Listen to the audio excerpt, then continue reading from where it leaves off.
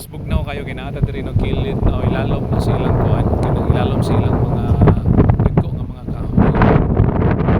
Nice kayo palibot no because of course na tano sa dagat. Okay, no lang tama.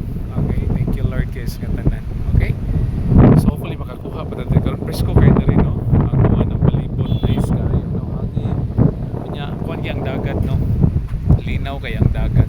Thank you Lord kaayo. Okay, so gikan ta nag-take og lunch no lami ra ba kita tong lunch na to no kay kuan kita tong lunch na to kay kanina pero wala ta nakakuha dito no.